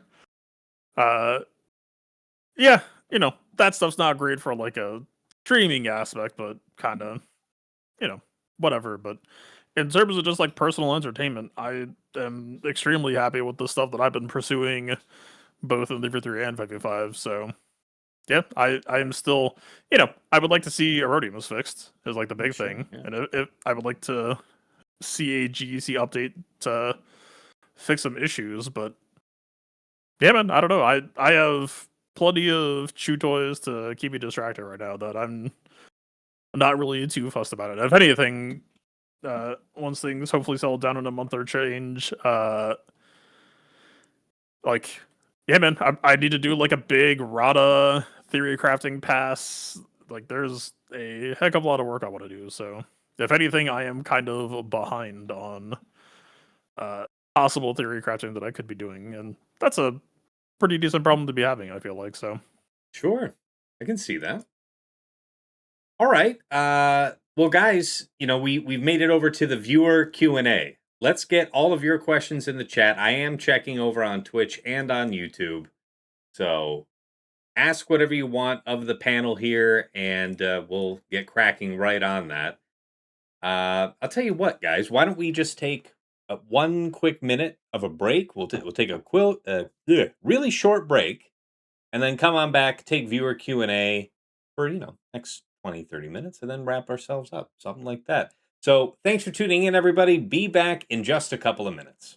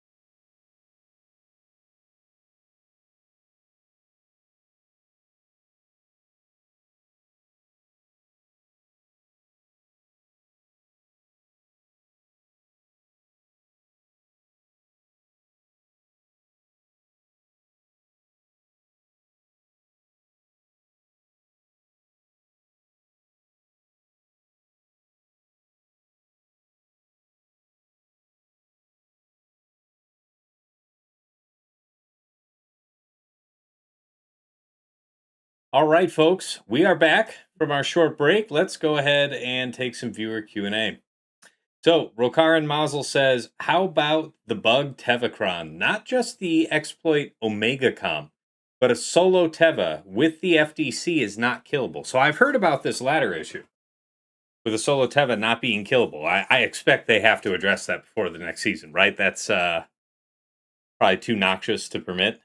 But I'm not aware of this first thing involving Omega. Can somebody fill me in on that? It's the original setup of Darth Vader is back again. Scribe put a video out about it. Basically, what happens is you take him in, you have her on the team, nobody gets to win. I think I heard it happen. I didn't get to watch it, but I think it happened to Calvin. I believe they said I didn't get to watch it, but I just heard around the way. And so a lot of the content creators were kind of keeping it low, being aware that we're a bug. Scribe put it out after the lock, which was great. But now we're on a ticking time bomb because the original setup of you can't have this thing, be with this thing, and nobody will die is now ticking away. Yeah, that sounds lame. Okay, yeah, so yes, folks in the chat are saying like Omega, Teva, and a random third. Yeah. You can't kill There Teva, was a lot can't of kill thoughts. Omega, can't clear. Yeah. Okay. There was a lot Do of not thoughts set of this. it. I was Do like, not set it. yeah, It's one of the beauties, though, of I this mean, game is how obviously, community will enforce. amongst honor among thieves, right? We won't set it for each There other. you go. Like a lot of, but the idea still remains. Everybody can connect. I thought they fixed. Like, no, what they did was they added the clause in the datacron. That was their air quotes fix. So we live here, which is now we've seen it once, we've seen it twice. It will now be the expected situation. So basically, you just have to do the bad batch unique, setting up that they must be bad batch if we want it to remain. Okay. All right. Well, yeah, I mean, if I don't know what we want to discuss about it, that sounds terrible. I hope they fix it. And yeah, you would hope that people don't deliberately set exploit teams. Literally something like that is just the worst of the worst. Like I've heard about how this season Silvo in the Pirate King team, if you didn't bring a permakill, could end up just continuously coming back, and that is a bug. Yep. And that is noxious, but you're really not short for permakill options these days for dealing with with Pirate King. So not that big a deal, but stuff that you just straight up can't get around, I would hope folks just don't go for that. So we won't really know about the data for at least another day, right? So we'll have to find out how many people are willing to set that. If I'm not mistaken, we have two other bugs going on right now anyway. Besides that, that's where I talked about the first order long text being bugged out, and then the setup, I guess, is for the crit damage that was being told. And then the resistance one has something else that I'm not aware of on the piece, but just hearing around the way. So this set is one of the ones where house is on fire. No, it's fine. It's fine. All right. Well, we'll see. I hope they do something about it. Yeah, Grax, we have a total of 3 unkillable bugs in game right now. It's just fantastic time to be alive. At least you guys get to play these matches, you know? The only blessing about this Erodium situation is that it is worsening enough to be a issue that does be an issue that affects more than just 10 players, something like that. It's really hurting the entire top 100, and I'm sure it's starting to be felt outside of that as well. So, yeah, this is actually related. It's germane to our next question here from UE Mika 100. Are we needing more theory crafting in K1, and what are we thinking about Jedi training Leia? So more theory crafting in Kyber 1 needs to be addressed by the problem of incentives. Right now, the game, the number of teams has grown so much more than 3 versus 3 or 5 versus 5 to make things really painful, which means that over these last couple of years, the game has trended towards greater and greater efficiency because it's just possible. Like I know people that set 8, 9 GLs and still get full cleared for decent banners because there's, and vice versa is possible just because the game allows for it right now. So we talk all the time about something needing to change in K1, changing up the board, increasing the board size. By increasing the board size or some other thing that is allowing for more teams to be needed, then you're creating enough footprint for people that people have to cover. And then it's just a matter of having counters that will work for what you expect to be that expanded defense, which means you're going to have to be willing to trade some banners to have the right mechanics. You want to see more theory crafting. You want to see people being willing to take more risk.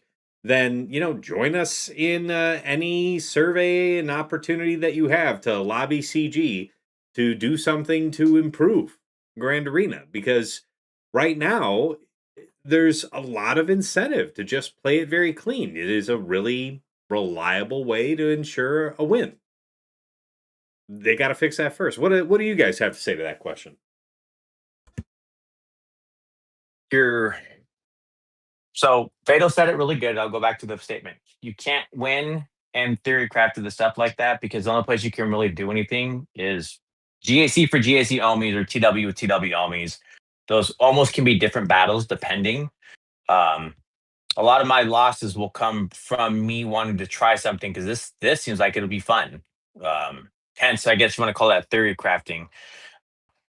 Makes it tough because there's a punish that comes from that with somebody else who's not going to do the same thing and they're just going to do something that's less scary, I guess, for better banners. And then there's your fight. That's the world we live in. So a lot of people talk about it here at the top. You're facing the set kind of efficiency because now we can just do too many super teams or anything else. Also, it does start to make it harder when you're trying to theory craft when they kind of lock pieces together. Years ago, we could get in a world where I could put, I don't care, Darth Vader with Biggs or something else. And this was okay because the interaction of him getting a million turns and Darth Vader's lead removing turn meter has gone the wayside of this must be this team, e.g. New Republic must be New Republic to get New Republic things. If you do something outside of that, may happen, it may remove it.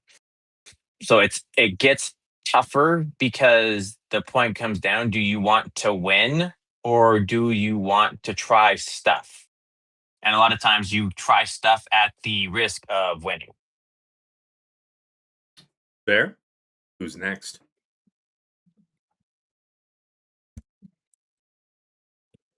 Okay. Go for it. It's not really fun for me to say, but I am gonna say it. I haven't really said this before publicly. I mean, some of it's not new. Board size increase is not going to change anything.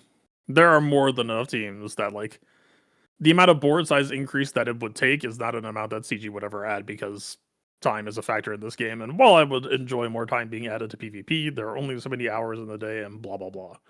And even if it did work, that would be a temporary band-aid. We've talked about this plenty of times before, but I will still go to bat for it again. People are just so afraid of a single loss that they can't really envision themselves winning a match that, or destroying a match that otherwise ended up being close or ended up being a loss because they are too afraid to practice what will work in the set. Because I can tell you right now that whatever a GAC rework is going to look like, I don't know if the efficiency gameplay is going to transfer over, but the undersizing stuff almost certainly will, right? That is a skill set that you are building. That is an investment in your future where, like, you know, if all you're doing is maintaining a super risk-averse playstyle, that's constant upkeep, then you'll have to figure out what that is for each meta, but that's not a skill that you're building, right? I mean, I guess it's a skill in a sense of, like, you know, it's good to know how to slow roll a certain team to, like, do the least damage possible to stall for a protection regenerating turn or blah, blah, blah, or there's skill in identifying, hey, this slept on level 3, regenerate 2% protection every time you make a buff. I can turn this team into a more efficient output. Something like that. But on average, the risk that people perceive from undersizing is a lot less than their fear of it is, right? If I see you in a very close match and I look at your JMK versus Ray and you're 5-manning, you are fucking up. I will say that straight out.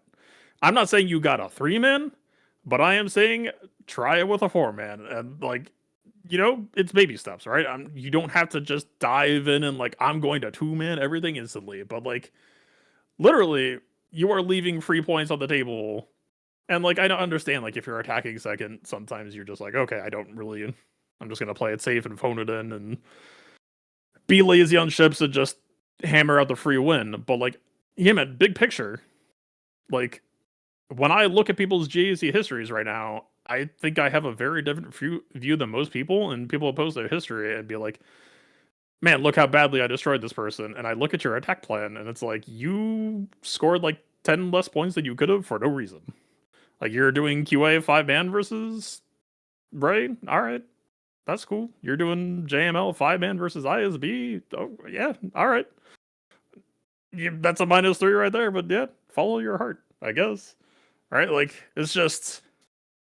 Yeah. Yeah, there's room, but consider that you're very consistent with your style. But even you have not been flawless in your games. Like, you've not flawlessly won all of your games versus Phantom's Menace guys, right? Like, it is possible to want to play the style that you want, and then it's like, yeah, but if they're going to set no GLs or 1 GL and bum fleets down, and they're going to, soft max you, I know that's rare as far as like thinking about like the whole player base and what they face, but what do you say about the limits of your playstyle? Because I agree, it's been fun to watch you play more this way the last few seasons, but you're not invulnerable to cheesers with this. My track record against Phantom's Menace is pretty damn good, just because damn good. I'm not saying you're in any way negative, but not flawless. This is more me saying Phantom's Menace is not the gold standard, and that people need to stop putting them on a pedestal, because holy I think for efficiency play for high-end K1, I don't think it's unreasonable to put them among the top ones. For efficiency play? Not saying they're the best players ever, but efficiency play. Tough to argue. I disagree. Oh, yeah? I find it very easy to argue. We don't have to go into it. The only solid efficiency player I've seen is Tassenix, the guy that I fought last 5v5 season. That is the only player I've ever matched in GAC. Because last 5v5 season, I will admit, I stopped pursuing the banner stuff, and I slipped back into just like, I'm just gonna post the 11 hardest teams. And I am telling you, I had happened to look at that matchup because it was some stupid team that I didn't know the counter to, and so I just looked at my current opponent's GAC history to be like, what's everyone doing against this, so I could just copy that. And I looked at that, and I looked at his attack history, and I realized this is a match that I have lost before, genuinely unwinnable, before the round locked in. And that is the only player why I run into that. And that, like, so when I tell you that what I am doing is necessary, and that, like, right now nobody is good at the game, including me, but the shit that I am working on is evergreen and, like, mandatory. Literally, the only reason why I won that is because he dropped a match, and we tied with him dropping a match. Right? Wow. And it's like, yeah, it's like, it is on that basis. So when I say fuck Phantom's Menace, and I don't know anyone at Phantom's Menace, I don't know, that's not personal, but just like, people put them on a really high pedestal, and I see the flaws, and then I look at someone like Tassenix, and it's like, okay, this is like, they're not doing everything exactly perfect too, right? Like they are still doing like JMK 5-mans and stuff like that, but they are also just like Ahsoka 2-manning Jabba for 68 and like other GL soloing for 69, and it's like, it's Avengers Endgame.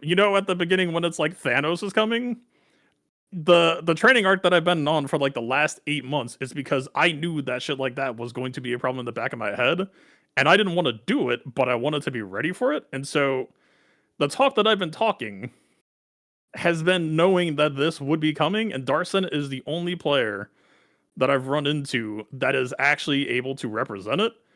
And so, yeah, the end of last 5v5 season was basically a banner playable Return to Avengers Endgame level stinger of just like, no man, it's here, you gotta work on this shit. I don't know if anyone else is gonna be pushing it, but like, again, there was no path, there was literally no path to victory before the match locked in. The moment the board locked in, I was dead. And it only worked out because he tried some off meta LV counter or something, or possibly screwed up, or I think maybe my LV mods might have thrown him off. But like, yeah, man, it's like that. And so if people perceive the risk to be too high, like that is one thing. But like, so to directly address your point and also finish this thought, what's the consequence of if you screw up? Or again, you're building up a skill set. So what's the consequence of learning to build that skill set? You lose a match. Oh yeah, but by no means was that question didn't have the a conclusion of, you know, if you accept that if your strategy can lose even sometimes, then you should abandon it. I was not implying that. You may not be, but a lot of people do.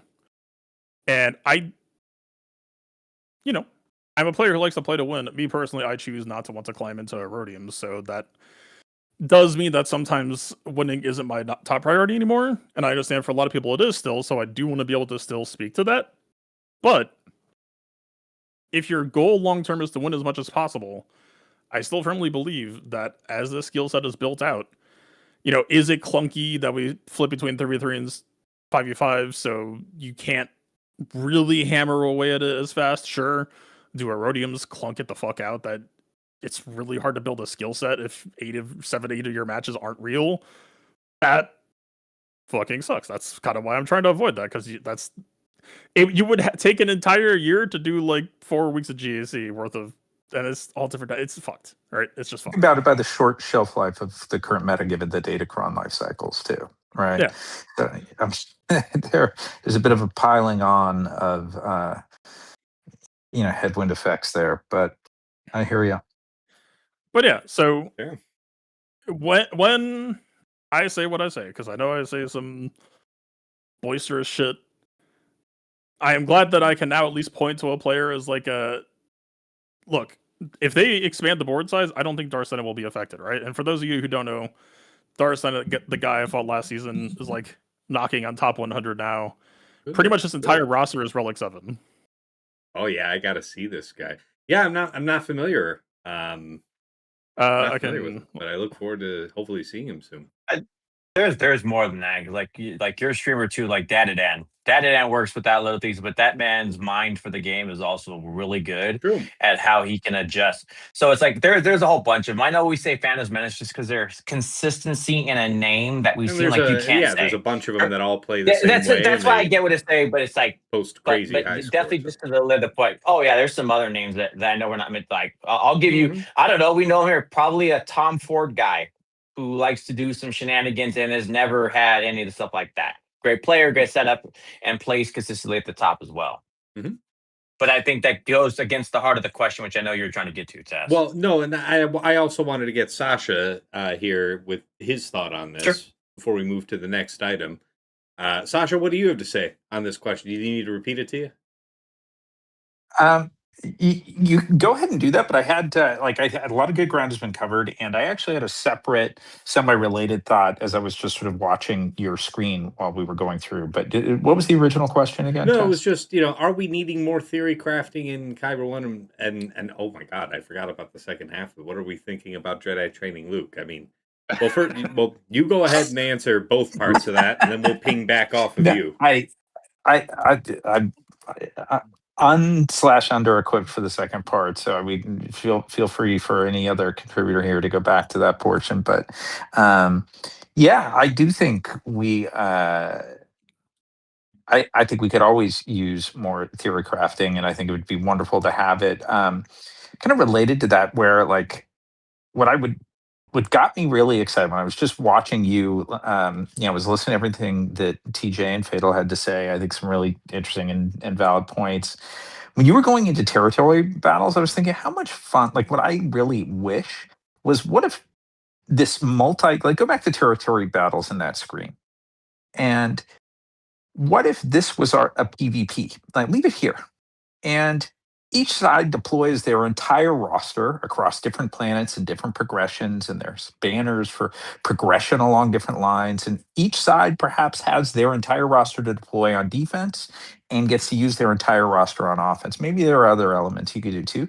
But I would just that thought of like an alternate PvP galaxy universe, whatever, just really I hunger for that. Like I want more and different things to do with my painted toy soldiers. And um I think it is very fair to say that like look this game is not being played like chess or go at like the highest levels. This is we're we're playing it semi competitively. I mean for us like hell I play as much if not more for fun now than I do certainly for competing, and there's not a lot of sort of back and forth competition. I think it would be really healthy to infuse a lot of additional creativity by extracting the erodiums, giving a more sort of versatile, flexible medium for expressing competitive creativity on a different board and different approaches.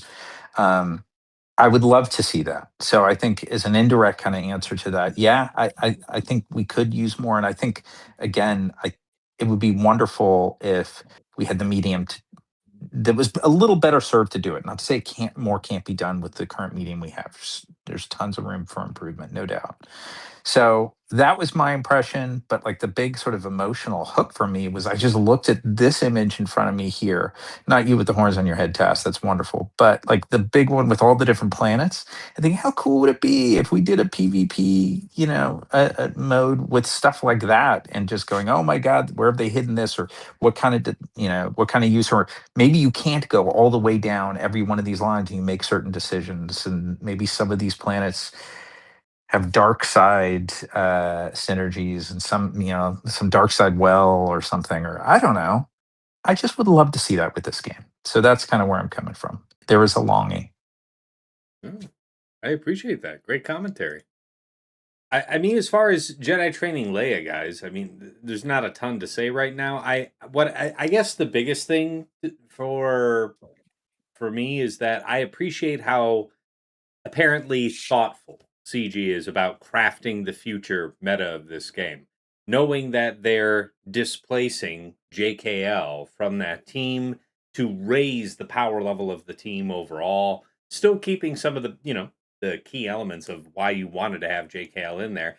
At the same time, JKL is not threatened with being a disused character and is indeed looking at a future where he's going to be full time on leadership duty, which is really fun. I think his leadership is sorely underrepresented in Grand Arena, and I'm very excited about that. So just it's I like the direction of the game design, and she's emblematic of that. What do you guys have to say? Anything else on Jedi training Leia? I think she's broken. I am very much. I was really, really hoping that we were going to get training mode before she came out, so I could just lab there. I can just simply just do it in Squad Arena instead for the time being. But yeah, no, I think not quite to the degree. No, actually, kind of to the degree of squads like Bad Batch and Cassian. She really adds a lot of combo elements to JML.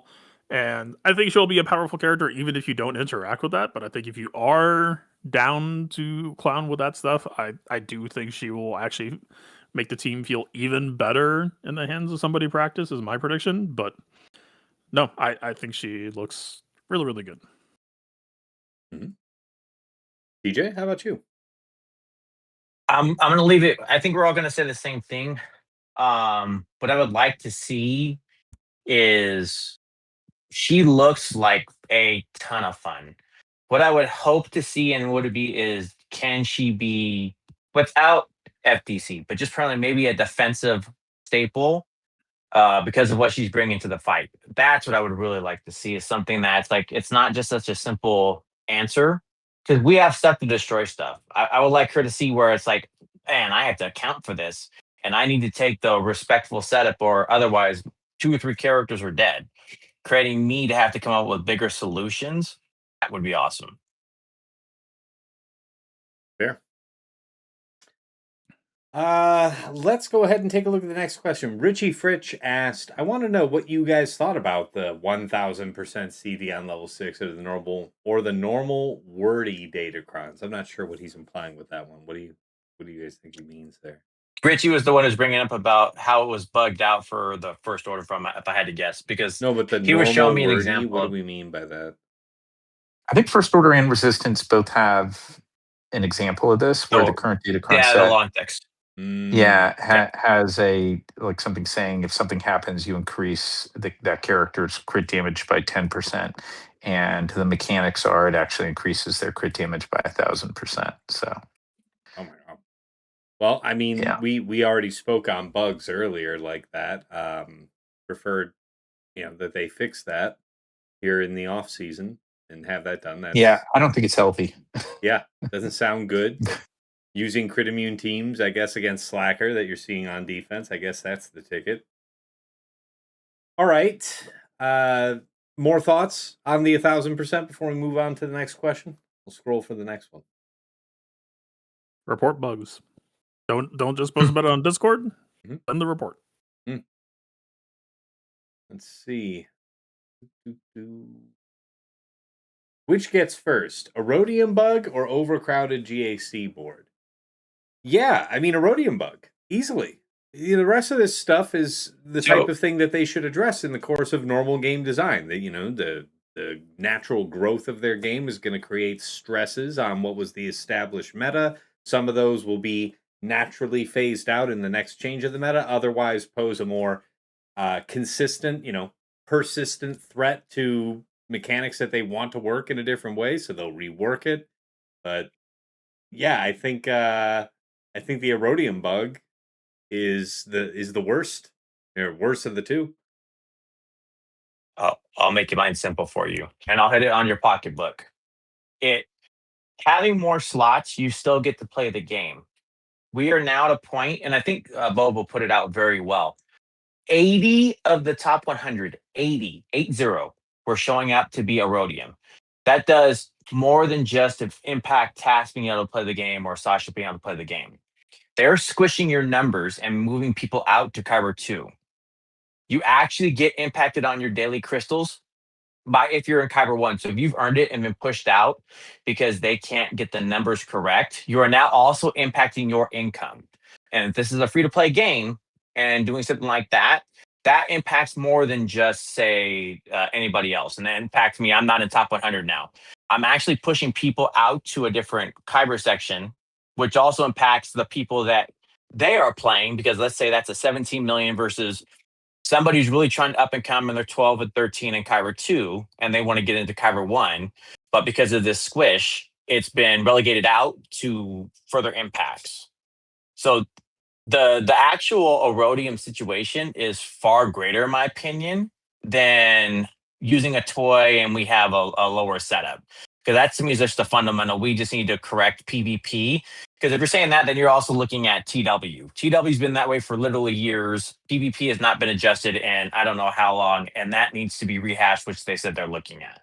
This bug impacts everybody from the top down, because if you live on your crystals, which I do, I'm a whale, but I still live on my crystals and my daily impact, that's actually being brought out now by this setup. Fair. Who's next?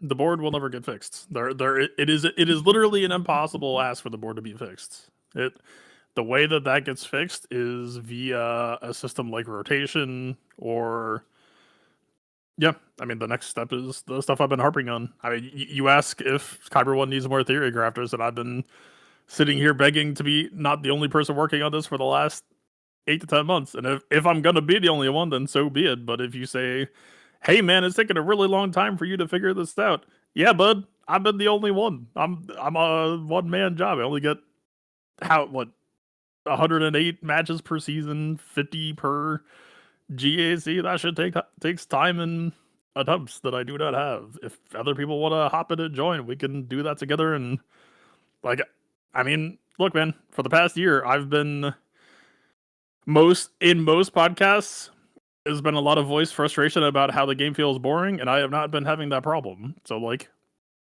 whether you feel like you have to win at all costs, but it's killing your enjoyment of the game, like, look, you have a possibility to learn to win more and also have a fun side arc where you just try crazy shit and get some crazy results that literally nobody else in the game can do. And that's been fun too. So, yeah, I mean, erodiums will hopefully get fixed. Board size will never get fixed. And the sooner that people accept that, then maybe that can lead to healthier growth in other parts of the game. Fair. Very fair. Sasha, did we get you on this one already? Yeah, I mean, erodiums desperately need to be fixed, and then mode. I would prefer mode modified, but yeah, I mean, erodiums is beyond a pressing need. Fair. Fair. All right. Next question here. Oh, Megatron redeemed a hats off. Appreciate you, man. Thank you for tuning in. Let's see here. From Darth Link, what teams are you guys looking forward to using from the new era? Do you think every team is settable or versatile in High Kyber, like most of the anniversary era was? What am I looking forward most to using? So I mean, what is it that we got? We got the Snow Commander, we got New Republic. So New Republic will be interesting, Rada will be interesting. Was there something else? I don't think so. So, I mean, New Republic will be a new interesting defense to see for week 1 of 5 vs 5, right? Mechanically complex team. I want to say the way that I have them set up might be interesting. You know, it might provide some results on defense. I don't want to go too deep into that right now, but you know, you can always look at what I have equipped right now that I try to stay in my GAC mods full time to see what I'm going with. Rada, yeah, I don't know. We'll see. Rada's definitely fun in 3 vs 3. In 5 vs 5, I worry what his impact is. Like, do I need a one character I win button when there's 11 fights on the board in 5 vs 5? I don't know. We'll see. I expect he'll be doing that, so fun to click the buttons at least. And then is, you know, are they settable or versatile? So obviously Rada is not generally meant to be on defense outside of his current FTC. That being said, yes, just like, you know, you can put Bad Batch 2 on defense, but, you know, players like Fatal pioneered great offensive uses for that team. I expect that the case would be largely the same here.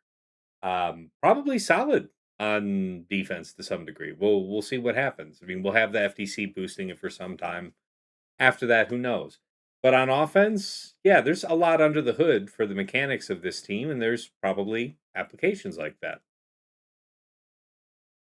I'll jump in quickly and say, Please. like, I'm excited for Rada, and the aspect that I want to make sure gets its flowers is the ability, even if it's on a temporary basis with the FTC, to at least have a chance to set it on defense. I mean, don't get me wrong, competitively, it's a bummer to lose something that has a shot at providing you with whatever 69 banners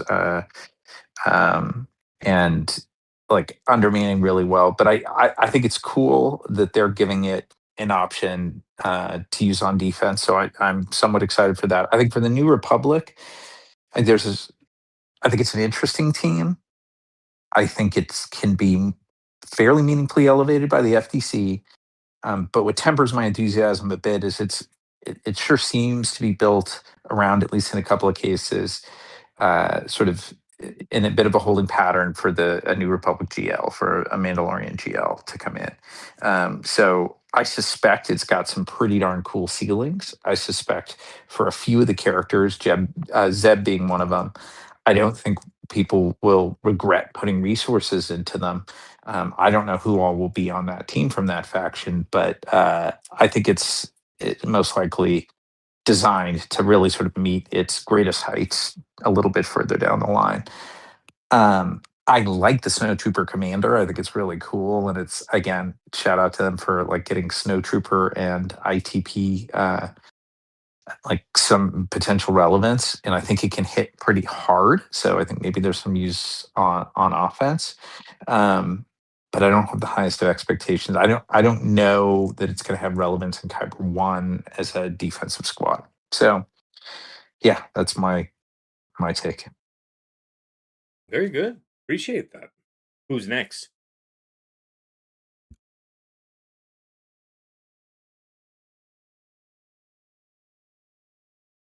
Sorry, I had to take a phone call. Could I get a quick DLTR? You absolutely can. Yeah, Darthlink asked, what teams are you guys looking forward to using from the new era? Do you think every team is settable or versatile in High Kyber like most of the Anniversary era was? Cassian ISB is a lot more entertaining to me, and also is now just going farmable. Rada, I already spoke about earlier as being, I think a lot of fun. Carson, I don't know. I mean, Carson is the only real addition, unless you count Snowcom, which I still kind of don't. Like, I think the guy who was in Snowcom, the Sword and Board, the concept, whatever his name is, Stormtrooper concept, I think will be. Oh, you're talking about Storm? Yeah, yeah. Out of the new era coming up with the shield. I think he will be better than Snowcom. I think, like, yeah, it's all in all, like, Rada's dope, Cassian's dope, ISB is dope, Carson is kind of whatever to be, just because the characters are so simple, and Snowcom kind of the same. I imagine they will end up on offense. Yeah, that's it for me. I think with Datacron, I think New Republic will have some fun to work out. The mass setup of the on the run was pretty cool. I think the bigger questions are just going to come if we're looking at all of it. Is just who are the four that go with the setup for the GL. But other than that, I don't see Kyber One. That Snow Trooper Kron with the good stats goes to something else. I think it's pretty clear. There are some fun dynamics with the New Republic Kron that it could start as maybe a week one because now you're playing with two more characters. There's GAC interaction, and I think that's going to be a lot of fun. And I love Zeb. I think Zeb is just such a fun like. I don't do many R10s, and I like the Tass. He did R10. I was like, "Dup, Tass is on the money. I'm gonna R10 my Zeb as well." I love the concept. He's an avoidable tank that messes with everything and gets in the weeds, and you can't hit him. Cool. Let's ramp that evasion and let's have fun with it. But if we're setting anything, week one, New Republic, I'm sorry, that Snow Trooper Kron is not that is not going Kyber One. Just not even close. And Rada will be on defense. It'll be who's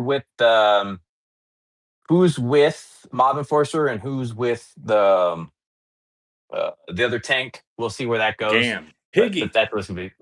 Yeah, it's he's awesome, man. That I like the level 3 with the playing it and seeing it live with threes. I think M5 is going to be pretty heavy hitting. Very good. I appreciate that. Guys, this is a great set of questions. Zeb doesn't give evasion from relics. I don't think he does. No, I think it's just his kit, right? He's got an ability that says It's just that the kid. Yeah, no, he's not an ab or something. Yeah, else, no, I don't think but that's what's going on there. It's just that he is going to be naturally, starting off with that 100% of it. I think that's in. Is that in only 3v3 or is that just in Grand Arena in general? I think it's in. I don't believe his is threes tied to that, if I remember right. It was something else. The way that it does work, though, is that he gets the 100% evasion, and then every time he takes a hit, he loses 5%, going down to a minimum of 35. So even then, anybody who's played Fleet against, like, for example, that Empire Fleet with Iden up front, Iden has, like, 35% dodge from just the stat pool on that ship, and then 10% more evasion from a unique, so 45% of anybody who's seen something like 35-ish% evasion knows that that's it's going to be happening enough. And taunt persisting through the isolate's also pretty cool. Okay, So like yeah, I said, and there's a lot Richie of Fritch confirms that it is a 3 versus 3. Yeah, okay, there it is. So that's where the evasion that TJ and I were thinking of was coming from. I just when we see it when it comes to having the Mando Geo, I just expect it's going to be I like it. So like I said, having a sticky taunt do these things and taunt persisting through isolate was a lot of fun. It just felt like it's going to be super strong once we get everybody together. Sounds good. All right, guys. Great questions. Thank you, guys. Thanks to everybody on Twitch and YouTube who participated. Great discussion. We got a lot out of that. Let's take this back around to takeaways and final thoughts. Obviously, with only one real round of the season, the view of my own play is pretty limited. But as always, it was a really good thinking match playing against Sasha. For if I had to pick one person out this way to have a match with, if I only had to have one every season, happy to have it be Sasha. So little to regret there. And I would be a lot more irritated than I am if not for all the time I've been able to spend with patrons and clients over the season, because I've been able to at least keep my finger on the pulse of the game. And I would say, it's going to be interesting. Blue set is gone, and we're losing bulk as a level 3, but we're still keeping defense. So that should be fun to see what kind of defense crons. I'm not deeply familiar with everything coming up in the new set, so I've got some homework to do. Other than that, I'm pretty happy with how I've got all the new era characters modded. If you haven't seen yet, I did mod my Grogu and Anzellans and Colonel Ward. So I finished the last two that I didn't have done for this week of 3 versus 3. I'll be thinking about a couple ideas for the start of the next 5 versus 5, but otherwise, I just remain hopeful that you guys keep making yourselves heard about this Erodium issue, because the more people are affected by it, the more noise they'll make. They'll have to do something at what I assume is a critical mass that we have not yet reached. So help us out. Shout from the rooftops. How about you, TJ? Your takeaways and final thoughts wrapping up this season, and maybe something you're looking forward to the next time we're coming back to 3 versus 3, if anything. Well, 3v3 stands as my favorite GAC setup just because we live in a world with more teams and more things to do. I'm like I said, I stand pretty pleased. My week 2 was on me more so than anything else. Real life gets you, and that cost me more than I wanted it to. Overall, I'm pretty impressed, man. I want to keep this going. I would love to see the trend keep in this direction. Maybe just give me my old school setup for timing, just because I'm an old fogey, and that's where I lived at. Other than that, I'm excited, man. And then just seeing where we come next. I still do like the Datacron cadence. So getting to flex Datacrons and week 1 without seeing what's going on, I went 3-0 and had a really good time creating questions that people didn't really have answers to. So I'm hoping that gets to maintain for our next start of 3s. Fantastic, man. How about you, Sasha Aisha? What are you thinking here, wrapping up this season, and anything you're looking forward to when we come back around to next 3 versus 3? I'm in a pretty good state, like in terms of just sentimentally on the game at the moment. I do suspect losing light side bulk plus defense, even though it's getting replaced by defense. I think that's going to be felt a bit in the next 5s meta. I'll be curious to see, like, by the time we come back around to 3s, like, is there going to be, we already have a little bit of an aspect with Sith because they have these, like, really obvious natural predators there that it's like you're going to either set all your Sith or none because otherwise Maz is going to do one of them really cheaply, right? I wonder if we're going to end up with something similar with Jedi because we'll have Jedi Leia and maybe get some more viability. And it's like, hey, suddenly you're not a sucker for setting like Satele plus JML and plus, I don't know, I mean, a little further down the line, maybe it's, JKL and Spouse. So like you could do some pretty cool stuff. So yeah, I think that's kind of fun to look forward to. That's where I am. Good deal. Last but never least, over to you, Fatal. Your takeaways and final thoughts wrapping up this 3 versus 3 season. Anything you're looking forward to when we come back to threes? And of course, are you going to be busy during the off week? And if so, where can the people find you? Almost certainly, ToeCon's coming out. It'd be cool to do a stream with that. Twitch.tv/PlaybookTV, YouTube.com/theplaybook for that. This is kind of the leap off point. This is, Rada is out in 5v5 and needs to be countered. Cassie and Kron is gone. ISB Kron is gone. So they are now sink or swim by the strength of their own arms rather than having floaties. I am looking forward to it. I don't think Carson Teva is going to do much on 5v5. The 3v3 Omicron, I would imagine, is a major lift to their power, so I don't think we will see much of them. Well, there's a Battlecry that I forgot that. I don't remember what's on it. Maybe it'll force viability while waiting for GL Mando. Mm-hmm. But just base kit. I don't remember much reason to believe in them. But yeah, man. I gotta kick back up into the undersized train. Certainly, the last match, 5v5 match I played, lit a fire under me. Reminded that, like, nope, you were doing that for a very good reason, and it's fucking terrifying. So, yeah, that'll be good. I am looking forward to it. Sounds good, man. Well, appreciate all of my co-hosts here for making time to help us wrap up the season. And of course, to all of you here on Twitch and YouTube. Likewise to Dagger, who joined us here at the beginning of the show and had to take off fairly, early on. Nevertheless, we look forward to seeing him next week. And by the way, yeah, as far as us recording next week goes, guys, I think we'll probably do that Monday. I think that's one of the benefits of our new schedule. The new GAC schedule is this kind of makes it a comfortable time to do it regarding, relating to when you're actually locking in for the week. So, patrons can expect that early next week. And everybody else who's used to watching the show knows that episodes come out every Friday at 8 a.m. Eastern. As close as best as I can do to meet that timing. And yeah.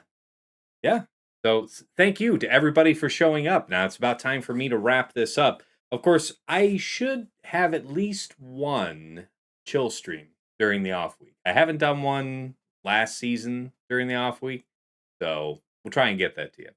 If that's happening, it's going to be right here, twitch.tv/Tassenix. Of course, I simulcast from my YouTube channel, Tassenix Gaming, where if you've not been there before, check it out. Whole bunch of Slugger-related content that I think you'll be interested in. Anything you do enjoy over there, please hit like, hit subscribe to the channel to see more. Likewise, follow me on Twitch. All fantastic ways to support the channel for free. If you want to go above and beyond the Call of Duty to support the stream, there are a few ways to do so. I do have a Cash App that is $Tassenix. I do have a PayPal, which is tassenix@gmail.com.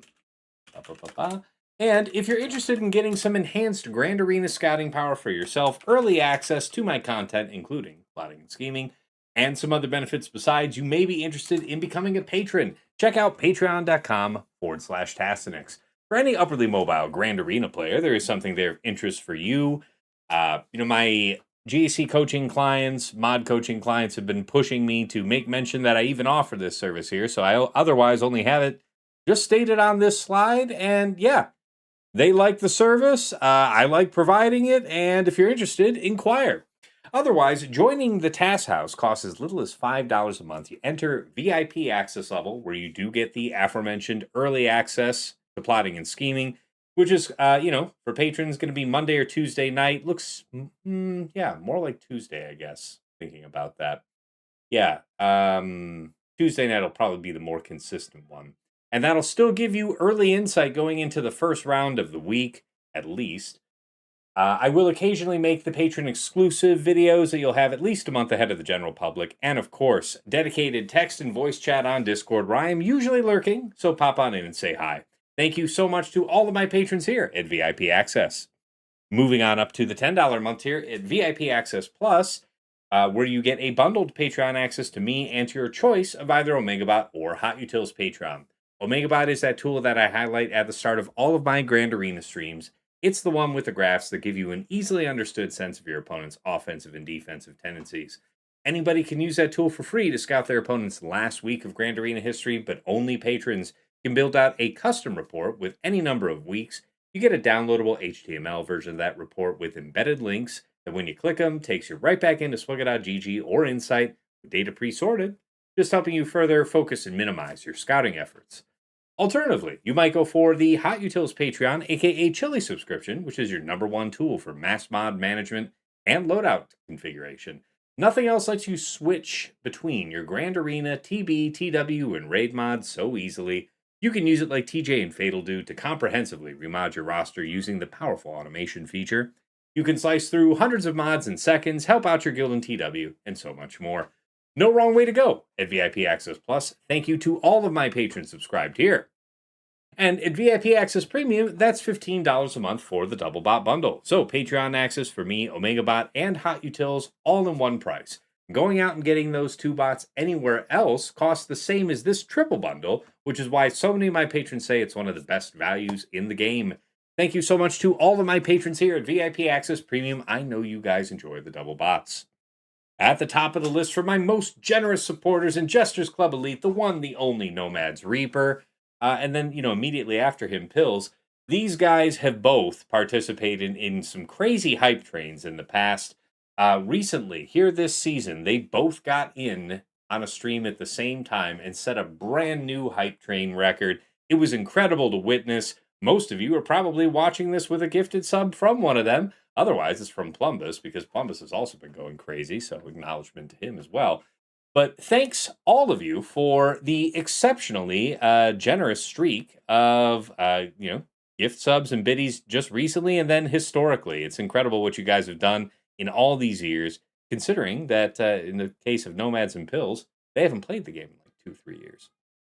Special thanks out to the Lost Womp Rat, one of my patrons who's gone above and beyond the Call of Duty, helping not only myself, but so many other content creators for our game with all of our behind-the-scenes streaming issues.